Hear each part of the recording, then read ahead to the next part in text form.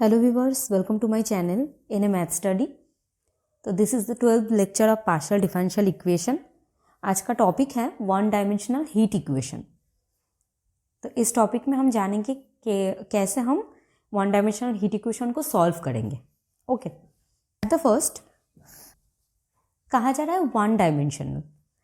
यहाँ पर हम एक्स एक्सिस के बराबर कोई भी मटेरियल हो, रॉड हो या फिर बॉडी हो, उसे लेकर काम करेंगे. सिर्फ एक्स एक्सिस पे हम काम करेंगे, इसलिए इसे वन डायमेंशनल कहा जा रहा है. ओके, तो देखिए, अगर यहाँ पर एक मटेरियल और बॉडी है और इसका लेंथ है L, तो हम लेंथ को, जो ये एक्स एक्सिस है, तो हम लिख सकते हैं कि ये जो है ये इनिशियली x इक्वल टू 0 है और यहाँ पर x इक्वल टू L है. ओके, सो x से हम डिनोट कर रहे हैं the length of the body. जिस बॉडी पे हीट फ्लो होगा, हम यहाँ पर हीट इक्वेशन जो लिखेंगे, दैट मीन्स हमें निकालना है कि हीट कैसे इस मटेरियल पे फ्लो होता है. एक पर्टिकुलर टाइम अगर दिया गया है तो उस टाइम पे कितना हीट यहाँ पर फ्लो होगा या फिर कितना हीट डिफ्यूज्ड हो जाएगा, तो हम ये सब लेकर यहाँ पर काम करने वाला है. तो देखिए, जब t इक्वल टू 0 था time, that is the initial condition. Okay, तब कोई ना कोई ऑब्वियसली वहाँ पर हीट था जब टाइम 0 था, राइट. तो पर है टाइम अगर बढ़ रहा है तो ऑब्वियसली हीट जो है वो डिफ्यूज होते होते कम होते जाएगा. जितना टाइम बढ़ेगा उतना ही हीट कम होते जाएगा, राइट. तो देखिए, यहाँ पर हम U से डिस्क्राइब करेंगे हीट को. इस मटेरियल पे कितना हीट जा रहा है, कैसे फ्लो हो रहा है. तो हीट जो है उसे डिफाइन कर रहा है U से, जो x एंड t पे डिपेंड कर रहा है, जहाँ पर x जो है वो है लेंथ ऑफ द बॉडी और t जो है वो डिस्क्राइब कर रहा है टाइम. ओके, तो जो हमारा हीट इक्वेशन है वन डायमेंशनल, उसे हम लिखते हैं ऐसे: del u del t equal to c square del two u del x two, जहाँ पर del u del t is the partial derivative of u with respect to t. Obviously this is the first order, and जो right hand side में है del two u del x two, this is the second order partial derivative of u with respect to x. So this equation represents one dimensional heat equation. Okay, जहाँ पर यहाँ पर जो c square है, ये c square क्या है? Constant of diffusivity of the material. Okay, that means किस रेट से उस मटेरियल से हीट डिफ्यूज होगा वो हम जान पाएंगे इस कांस्टेंट के थ्रू. Okay, c square. यहाँ पर जो कंडीशन गिवन रहता है, subject to the condition that is u0t equal to ult that equal to 0 and ux0 that equal to fx. तो आप देखिए, जो फर्स्ट कंडीशन आपको गिवन है u0t, that means x equal to 0 पर आपको हीट गिवन है. क्या गिवन है? 0. That means x equal to 0 जो ये है, यहाँ पर u0 है, ये कहा गया है. एंड ULT दैट मीन्स जब लेंथ L है तब भी हीट 0 कहा गया है. दैट मीन्स इस पोजीशन पे भी U 0 है. ओके, तो दोनों जो बाउंड्री है x इक्वल टू 0 से x इक्वल टू L तक लेके, तो 0 एंड L द बाउंड्री, तो दोनों बाउंड्री पॉइंट पे हमारा जो हीट है वो 0 गिवन है. ओके, सेकेंड कंडीशन आपको क्या दिया गया है? Ux0 that is t equal to 0 है, right. So this is the initially, कि जब आपका टाइम 0 है तब आपका जो हीट है वो डिस्क्राइब होगा fx से. Okay, so this is the initial condition, this is the boundary condition. Okay, तो हम अब ये जो हीट इक्वेशन है और यहाँ पर जो बाउंड्री एंड इनिशियल कंडीशन है, इसके थ्रू हम इसका सोल्यूशन रिप्रेजेंट करने वाले हैं. ओके, तो देखिए, तो हम जो हीट इक्वेशन सॉल्व करेंगे वो करेंगे by separation of variable method. Okay, यहाँ पर we have to solve by separation of variable method. Okay, तो देखिए जो सेपरेशन ऑफ वेरिएबल मेथड है, तो ऑब्वियसली जो वेरिएबल्स है उसे हम सेपरेट कर देंगे। यहाँ पर आप देख सकते हैं u जो है वो x एंड t का फंक्शन है, राइट। इसलिए हमने क्या किया, जबकि independent variables more than one होता है तब हम पार्शियली डेरिवेटिव करते हैं, इसलिए हम del u del t partially derivative किया। Same wise del two u del x2 वो भी पार्शियली डेरिवेटिव किया, right.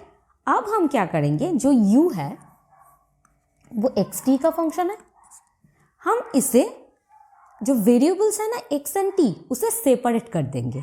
That means let us consider the complete solution of the heat equation of, I consider it 1, so this is 1, b uxt that equal to, एक हम ले लेते हैं x का variable का फंक्शन, एक लेते हैं t वेरिएबल का फंक्शन।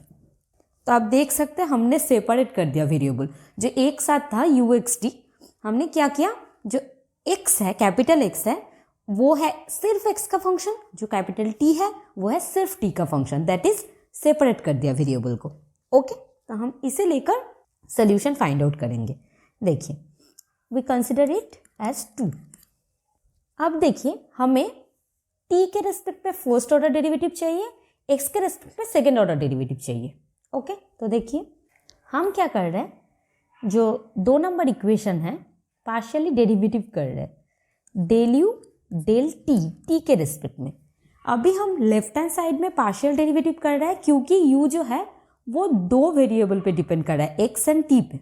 अभी आप राइट हैंड साइड में आइए, हम t के रेस्पेक्ट पे डेरिवेटिव किए हैं, तो ऑब्वियसली राइट हैंड साइड में भी हम t के रेस्पेक्ट पे डेरिवेटिव करेंगे। लेकिन अब देखिए जो कैपिटल T है वो तो सिर्फ t का फंक्शन है, तो हमें तो यहाँ पर पार्शियली डेरिवेटिव करने की कोई ज़रूरत नहीं है, हम ऑर्डिनरी डेरिवेटिव जो है वही कर सकते हैं क्योंकि यहाँ पर एक वेरिएबल पे डिपेंड कर रहा है, राइट। जब t के रेस्पेक्ट पे डेरिवेटिव हो रहा है तो ऑब्वियसली जो x है उसे हम कांस्टेंट मान के चल रहे हैं, राइट।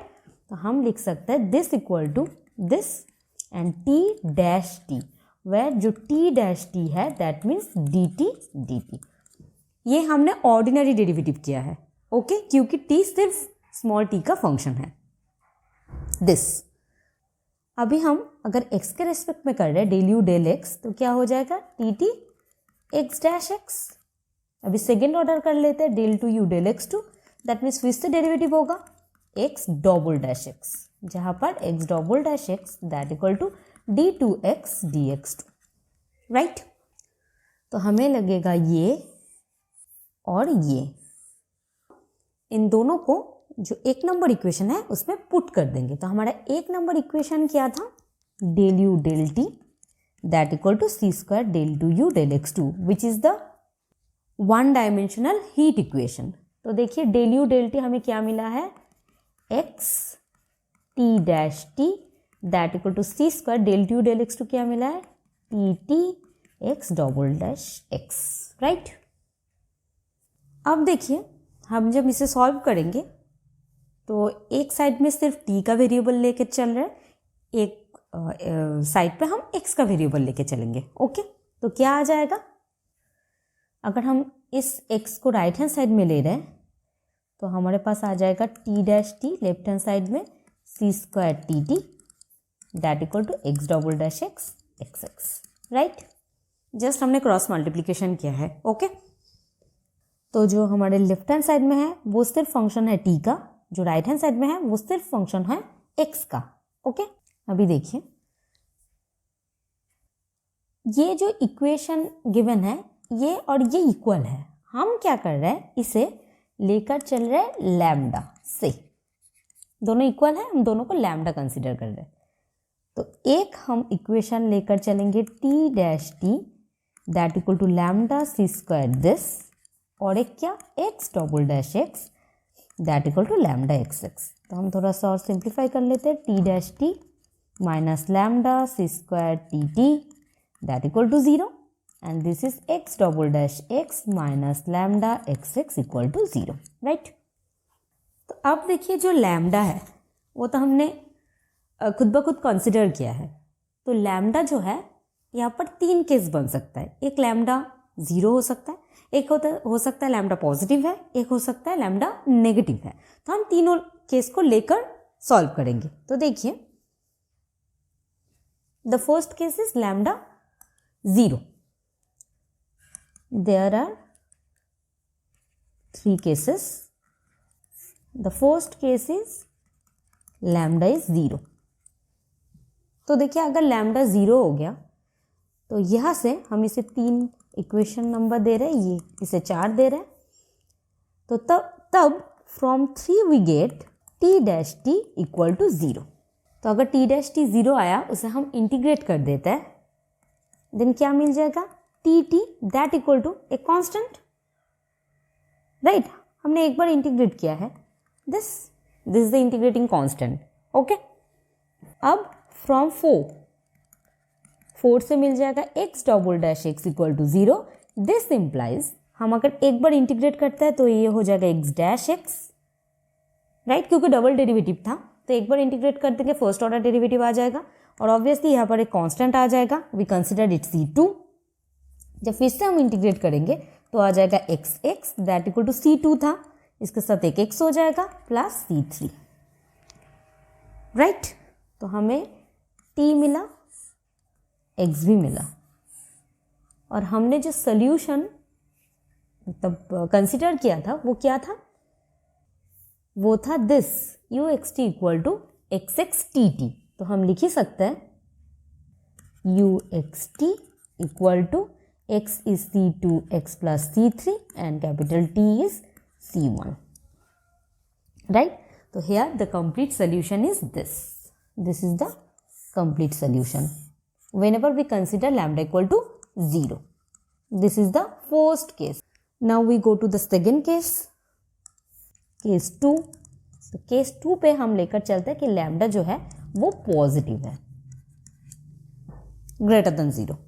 तो अगर हम लैम्डा को पॉजिटिव लेकर चल रहे तो हम कंसिडर करते हैं that lambda equal to mu square, जहाँ पर जो म्यू है वो कोई भी रियल नंबर हो सकता है, क्योंकि उसका स्क्वायर हम लेके चलेंगे तो ऑब्वियसली वो पॉजिटिव हो जाएगा, इसलिए हम लैम्डा को म्यू स्क्वायर कंसिडर कर रहे हैं। ओके, देन द 3 बिकम्स, अगर लैम्डा इक्वल टू हम म्यू स्क्वायर लेकर चलते हैं तो 3 नंबर से क्या मिल जाएगा, T dash T minus mu square c square T T that equal to 0, and from 4 X double dash X minus mu square X X equal to 0। ये हमें 3 से मिला, ये हमें 4 से मिला। ओके, नाउ देखिए, इसे थोड़ा सा सिंप्लीफाई कर लूँ, T dash T by T T, T dash T by T T that equal to mu square c square. Okay, तो अगर हम इसे इंटीग्रेट कर दें तो लेफ्ट हैंड साइड में आ जाएगा log T T that equal to mu square c square, all are the constants, तो इसके साथ एक टी आ जाएगा plus C4 is the integrating constant. Okay, C1 C2 C3 हम पिछले ले चुके हैं, इसलिए हमने C4 कंसिडर किया।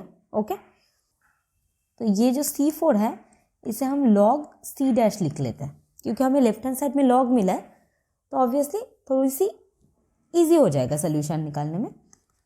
सो हम लिख सकते हैं T T that equal to C dash, हम log को उठा रहे हैं e to the power mu square c square T, right. थोड़ी सी हमने सिंप्लीफाई करके ही लिखा है, so we get this. Okay, next यहाँ पर देख लेते हैं, तो ये हो जाएगा x double dash x minus mu square X X is 0, that means d 2 minus mu square X X equal to 0, ऐसे लिख सकते हैं हम, राइट। तो आप देख सकते हैं जो ये ऑर्डिनरी डिफरेंशियल इक्वेशन है, इसे हम जब सॉल्व करते थे ऑक्सिलरी इक्वेशन निकालते थे, राइट, देन हम CF निकालते थे, और यहाँ पर ऑब्वियसली ये होमोजीनियस है, राइट हैंड साइड में 0 है तो PI निकालने की ज़रूरत नहीं है, अदरवाइज हम PI निकालते थे। ओके, तो हम सिर्फ CF निकालेंगे, दैट मीन्स ऑक्सिलरी इक्वेशन हम कैसे लिखते हैं, auxiliary equation is m square minus mu square is 0, that means m equal to plus minus mu, right, that means x is C5 e to the power mu x plus C6 e to the power minus mu x. This is the CF, this is the solution here,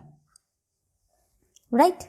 That means the complete solution is in here uxt that equal to xx dt, that means c dash e to the power mu square c square t, c5 e to the power mu x plus c6 e to the power minus mu x.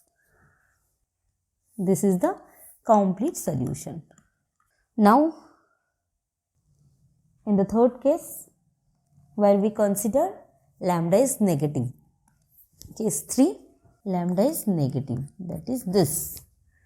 तो जब भी lambda negative है तो हम consider कर लेते हैं lambda equal to minus mu square, क्योंकि mu square is always positive, हमने माइनस साइन ले लिया, ऑलवेज नेगेटिव, तो क्या हो जाएगा, जस्ट नेगेटिव हो जाएगा, दैट इज जो टी था टी डैश बाई टी, यहाँ पर एक माइनस साइन आ जाएगा, minus mu square c square, तो वहाँ पर सिर्फ और क्या आ जाएगा टी टी, तो क्या आ जाएगा T T that equal to, सिर्फ एक माइनस आ गया है minus mu square, that is c dash e to the power minus mu square c square T, ये आ जाएगा। तो हम यहाँ पर C1 डैश लेकर चलते हैं क्योंकि C डैश हमने पहले ले चुका है, और जो हमारा x का पोर्शन था that is x double dash plus mu square x that equal to 0, यहाँ पर क्या हो जाएगा D square plus mu square x that equal to 0, तो हमारा ऑक्सिलरी इक्वेशन आ जाएगा m square plus mu square is 0, that is m equal to plus minus i mu, यहाँ पर इमेजिनरी आ गया, जबकि इमेजिनरी आता है तब x क्या होता है ना कि C7 cos mu x plus I C8 sin mu x, this is the x। तो कंप्लीट सोल्यूशन क्या हो जाएगा, u is C1 dash e to the power minus mu square c square t, C7 cos mu x plus C8 sin mu x. This is the complete solution for lambda is negative. तो आप देख सकते हैं कि तीनों case पे complete solution निकाल चुके हैं हम। ओके, अभी देखिए आपके पास कुछ कंडीशन गिवन है, राइट? कुछ इनिशियल, कुछ बाउंड्री कंडीशन आपको गिवन है, तो वो तो हम ऑब्वियसली यूज करेंगे अभी, राइट? तो देखिए, so we apply now the conditions. तो जो भी कंप्लीट सोल्यूशन हम निकाल के रखे हैं उसे नाम दे देते हैं, तो इसे दे देते हैं 5 number equation, this is 6 number equation, this is 7 number equation. Okay, तो देख लेते हैं हमारे पास जो कंडीशन था वो क्या था, u0t ult equal to 0, this is the boundary condition, and ux0 this is the initial condition. तो at the first u0t equal to 0 ये अप्लाई कर रहे हैं।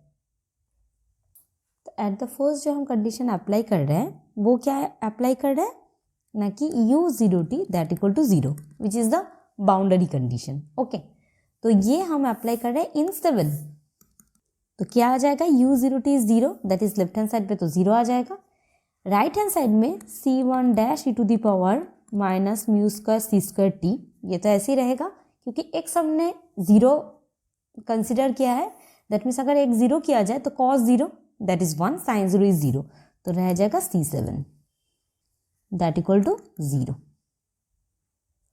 तो यहाँ से हम लिख ही सकते हैं C7 इज 0। तो 7 नंबर इक्वेशन में अगर C7 इक्वल टू 0 आ जाता है तो uxt that C1 dash e to the power minus mu square c square T C8 sine mu X, ये आ जाएगा फ्रॉम 7, राइट? तो देखिए ये C1 डैश एंड C8 दोनों ही कांस्टेंट है, हम इसे एक कांस्टेंट के थ्रू रिप्रेजेंट कर रहे हैं, a e to the power minus mu square c square T sine mu X, where a equal to C1 dash C8. Okay. Now applying the condition ULT is 0. ये और एक boundary condition था, ये first boundary condition, ये second boundary condition था, right? तो हम इसे अप्लाई कर रहे हैं। ओके, तो इसे जब अप्लाई करेंगे हमें मिला है u X T that equal to this. तो अभी x के जगह पर हमने l पुट कर दिया तो U L T is 0, right.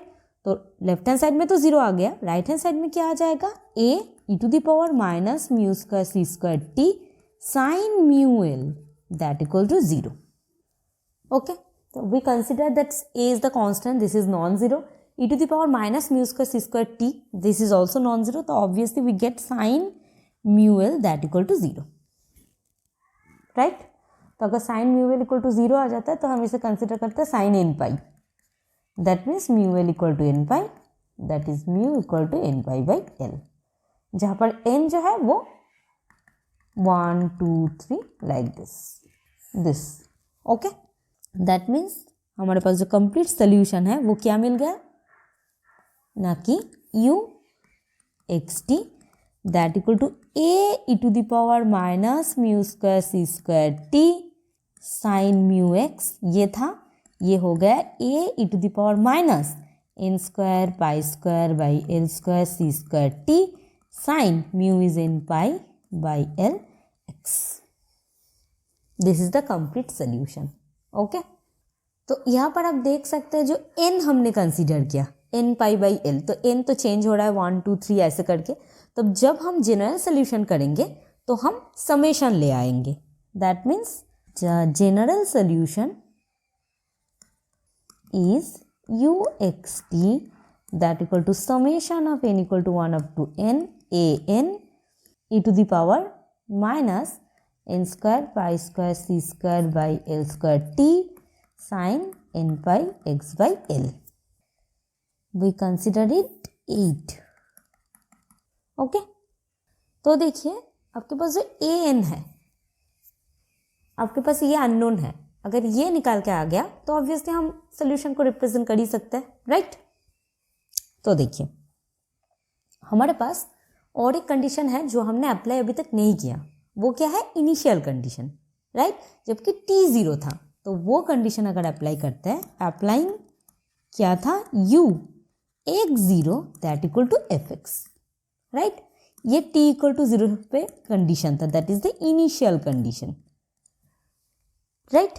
हम इसे अप्लाई कर रहे हैं इस 8 नंबर इक्वेशन पे, तब क्या आ जाएगा, देखिए u X 0 that equal to F X, तो हमने t को 0 लेकर चल गया, तो putting t is 0 in 8 number equation, we get in the left hand side fx क्योंकि u x 0 बन गया, equal to summation n equal to 1 up to infinity a n e to the power, there is t is 0, तो obviously e to the power minus 0, that is यहाँ पर 1 आ जाएगा, sin n pi x by l, that is fx equal to summation a n sin n pi x by l n equal to 1 up to infinity, right. This is the fx। हम क्या कर रहे हैं, दोनों side पे multiply कर रहे हैं sine m pi x by l से, देन x के रेस्पेक्ट पे इंटीग्रेट करते हैं। ओके, तो हमने क्या किया, एट द फर्स्ट मल्टीप्लाई कर दिया by sine m pi x by l and then we integrate with respect to x, जहाँ पर लिमिट क्या है, बिटवीन द लिमिट x की एक बाउंड्री गिवन था, x equal to 0 to x equal to l, right. तो देखिए हमारे पास ये आ जाएगा 0 to l f x sine m pi x by l d x that equal to summation n equal to 1 up to infinity, a n is the constant, ये हमने बाहर पे लिखा, 0 to l sine n pi x by l sine m pi x by l d x, right. अभी देखिए हमने जो sine m pi x by l ये मल्टीप्लाई किया है, m जो है वो तो n के साथ इक्वल भी हो सकता है, n के साथ नॉट इक्वल भी हो सकता है। अगर n के साथ इक्वल हो गया, ओके, तब हम यहाँ पर लिख ही देते हैं 0 to l sine n pi x by l sine m pi x by l d x. अगर m एंड n इक्वल आता है तो ये हो जाएगा l by 2, if m equal to n, अगर m not equal to n आता है तो इसका वैल्यू होता है 0, if m not equal to n। Okay, तो आप देख सकते हैं ये जो समेशन है वो n इक्वल टू 1 से इन्फिनिटम टाइम्स है, राइट। तो हम जब सम करते करते चलेंगे कहीं ना कहीं n इक्वल टू m आ जाएगा, तो सिर्फ तभी वो जो इंटीग्रेशन है उसका वैल्यू l/2 होगा, अदरवाइज समेशन के हर पार्ट पे 0 होगा, क्योंकि n इक्वल टू m जब भी नहीं होगा तब 0 आ जाएगा, राइट। तो एक ही ऐसा टर्म होगा जहां पर m इक्वल टू n होगा और जहां पर इंटीग्रेशन का वैल्यू l/2 होगा। दैट मीन्स यहां से क्या आ जाएगा, integration 0 to l fx sin m pi x by l dx that equal to an, एक ही टर्म रह जाएगा, l/2 हो जाएगा उसका value, right. That means an equal to 2 by l integration 0 to l fx sin m pi x by l dx। तो this is the value of an, right. तो जो general solution है वो क्या है, uxt that equal to summation n equal to 1 up to n an e to the power minus n square pi square c square t by l square sine n pi x बाई l, जहाँ पर an equal to 2 by l integration 0 to l fx sine n pi x बाई l दिए। हमने m and n को equal लिया था तभी ये l/2 आया था, तो हमने m को n कंसिडर कर दिया। Okay, so this is the general solution with an equal to this. तो ये दो बहुत ही इंपॉर्टेंट है। तो ये आ गया हमारे पास सोल्यूशन, ये हमारे पास आ गया solution of the one dimensional heat equation. Okay okay viewers, thank you for watching. अगर मेरा वीडियो पसंद आ रहा हो तो प्लीज़ लाइक कीजिए, शेयर कीजिए और ऐसी वीडियो देखने के लिए मेरे चैनल को सब्सक्राइब कीजिए। Thank you.